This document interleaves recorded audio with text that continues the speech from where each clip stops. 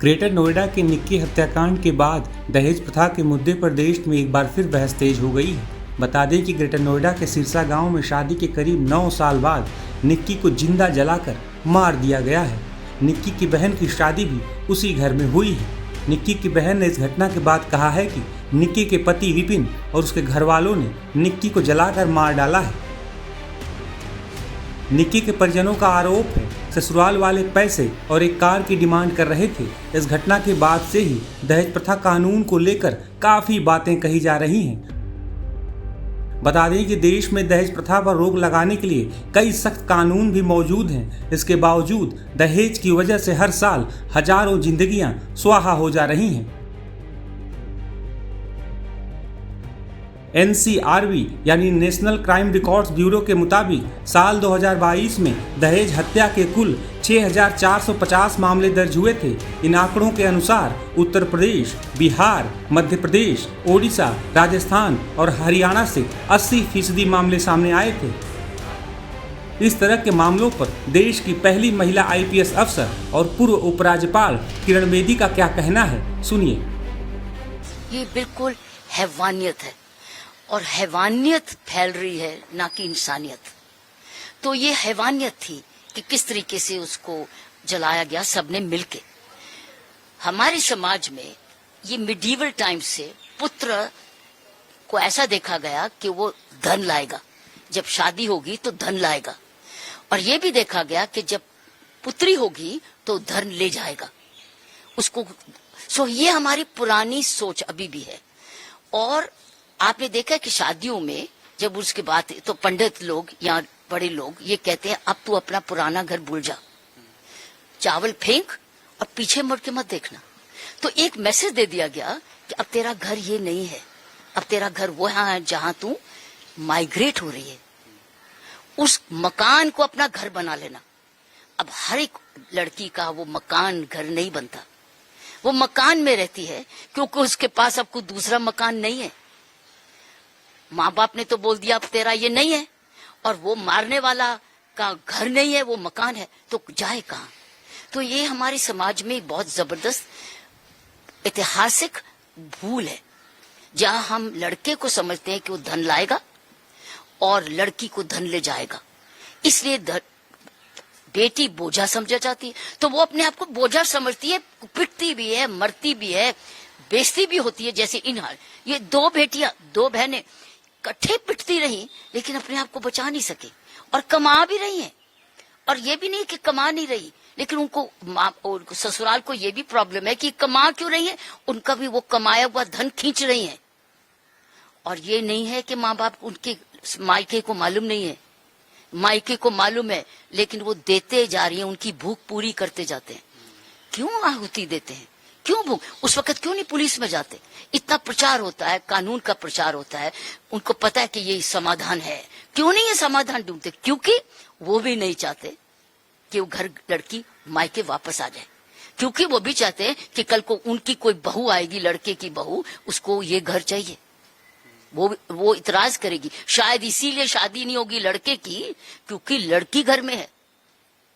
ये सारी सोच बदलने की बात है, और सोच बदलते बदलते अभी जनरेशंस लग जाएंगे।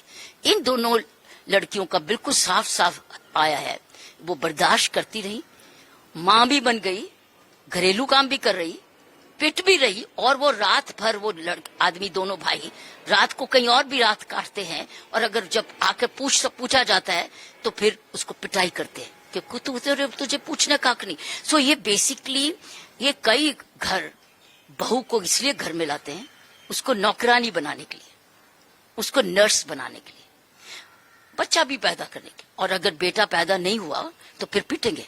इसमें तो बेटा पैदा हुआ, शायद इसलिए नहीं पीटा कि बेटा नहीं तूने पैदा किया, शायद ये भी कारण बन जाता, लेकिन दहेज और ला और ला।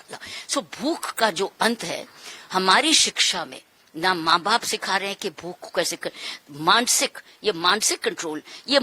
कंट्रोल जो है हमारी शिक्षा में नहीं है। इसीलिए योग कहते हैं, योग तो योग का सिर्फ आसन ही नहीं है, योग का तो मतलब मानसिक कंट्रोल भी है, मानसिक समझना, माइंड कंट्रोल। ना टीचर सिखाते हैं कि असेंबलीज होती हैं, लेक्चर्स होते हैं, लेकिन योग कहाँ होता है?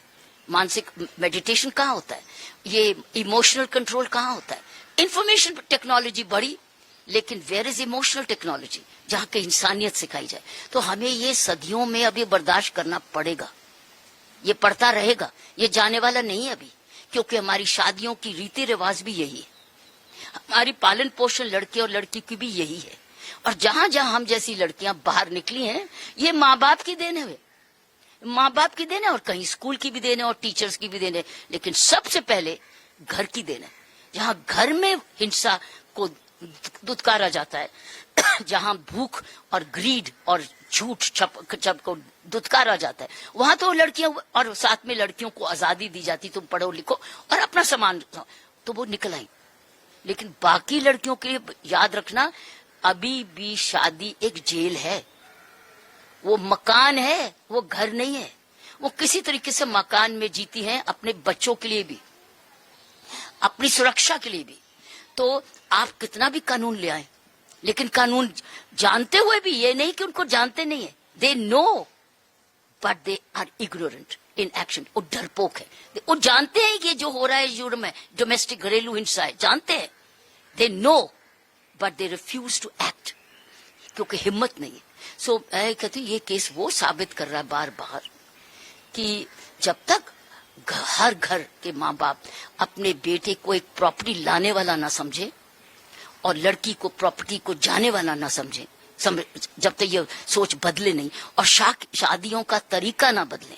शादियों में क्यों नहीं ये संस्कार दिए जाते कि अब ये तेरा घर है और वो भी घर है, अब बेटी तेरे दो घर हैं, जब तेरा दूसरा घर अगर कोई बात दुर्घटना हो जाए तो तेरा घर खुला है।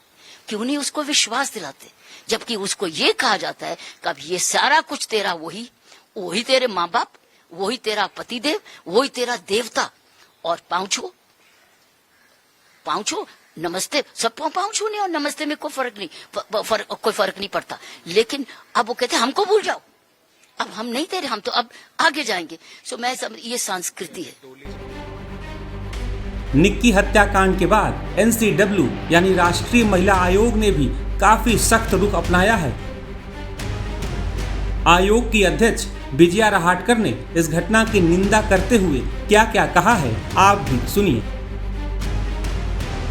जरूर परिवार के साथ मेरी संवेदनाएं हैं, और मैं समझती हूँ कि अपनी बेटी का गंवाना कितना बड़ा दुख उस सब परिवार के लिए है। मेरी संवेदनाएं उनके साथ है। मैं उनको आश्वस्त करना चाहती हूँ कि इस विषय में राष्ट्रीय महिला आयोग बहुत ध्यान रखेगा। पुलिस जल्द से जल्द कार्रवाई करे और जल्द से जल्द जो आरोपी है उनको कड़ी से कड़ी सजा हो जाए, इसके लिए राष्ट्रीय महिला आयोग डटकर ध्यान भी देगा, आपका साथ भी देगा। मेरे अभी उनके साथ बात नहीं हुई है, पर परिवार अभी बहुत सदमे में भी है, शोक संतप्त है, इसीलिए अभी बात नहीं हुई है, पर उनके साथ हम जरूर संपर्क करेंगे। मैम, आपने कानून का जिक्र किया, लगातार ऐसी घटनाएं सामने आती हैं। गुरुग्राम से एक ऐसी घटना सामने आई थी जहां पर टेनिस का खिलाड़ी को मार दिया गया था, उसी के पिता के द्वारा। लगातार जहां समाज इतनी तरक्की कर रहा है, महिलाएं आगे बढ़ रही हैं, ऐसी घटनाओं का होना लगता है कि जागरूकता की इसमें कहीं न कहीं कमी है, और क्या कुछ जागरूकता के लिए भी कैंपेन चलाए जा रहे हैं? जागरूकता की तो बहुत जरूरत है। अब देखिए, मैंने पहले भी कहा है कि बेटियां आपकी प्रॉपर्टी नहीं है, उनका टेनिस खेलना आपको पसंद नहीं है, इसीलिए आपने हत्या कर दी, ये कैसे चलेगा? वो आपकी प्रॉपर्टी नहीं है कि आप इस तरीके से उसके साथ व्यवहार कर सकते हैं, या आपको दहेज चाहिए इसीलिए आपने उसकी बलि चढ़ा दी, ये कैसे चलेगा? ये नहीं चलेगा। इसके खिलाफ हमें लड़ने की बहुत जरूरत है, इसके खिलाफ हमें आवाज उठाने की, और उसके साथ साथ कानून के बारे में जागरूकता निर्माण करने की बहुत जरूरत है। एनसीडब्ल्यू लगातार ये काम कर रहा है। जहां जहां हम जाते हैं वहां वहां हम, चाहे डोमेस्टिक वायलेंस हो या दहेज कुप्रथा हो या सेक्सुअल हैरासमेंट एट वर्कप्लेस हो, इन सब विषयों पर हम बात करते हैं। हम और भी तेजी से काम करेंगे, ऑलरेडी हम कर ही रहे हैं, पर हमारे साथ जरूरत है समाज ने भी आगे आने की। जब आपके घर के द्वार कोई संकट आके खड़ा है तो हम थोड़ी इंतजार करेंगे कि वो संकट हमारे घर के अंदर आए, हमें तो उस संकट को घर के बाहर ही रोकने की जरूरत है। और इसके लिए पूरे समाज ने एकत्रित आकर ऐसी कुप्रथा के खिलाफ लड़ने की, बात करने की बहुत ज्यादा जरूरत है। उसके बिना ये रुकना कठिन हो जाएगा। मैम लास्ट सवाल किरण बेदी जी ने इस पर सवाल किया कि बेटियों के साथ मारपीट हो रही थी लगातार, उन्हें पहले ही पुलिस में शिकायत करनी चाहिए थी, कंप्लेंट करनी चाहिए थी। इसके साथ उन्होंने कहा कि मध्यकाल से ही माना जा रहा है कि बेटियों को बोझ माना जाता है, बेटियों को धन माना जाता है। अगर देखा जाए तो ये कंप्लेंट होती थी तो अच्छी बात होती थी, पर आप देखिए कि अगर मैं हमारी बेटियों को ये जरूर कहूंगी कि अगर आपको कोई तकलीफ है तो आप उसको सहन मत करो, अन्याय सहन मत करो। उसके लिए आपके पास व्यवस्था है, आप चाहे तो पुलिस के पास जा सकते हैं, आप कमीशन के पास भी जा सकते हैं, और आप इसके खिलाफ आवाज उठाना बहुत ज्यादा जरूरी है। सहन मत करो। पर कितनी बार हम ये भी देखते हैं कि बेटियां भी देखती है कि ठीक हो जाएगा, शादी हो गई है तो परिवार भी उनको जोड़ना है, संभालना है, बच्चे होते हैं, बच्चे का भविष्य को भी वो देखते हैं, इसीलिए वो कभी कभी शांत भी रहते हैं। बट अभी शांत रहने की जरूरत नहीं है, तकलीफ होती है तो आवाज उठाने की जरूरत है।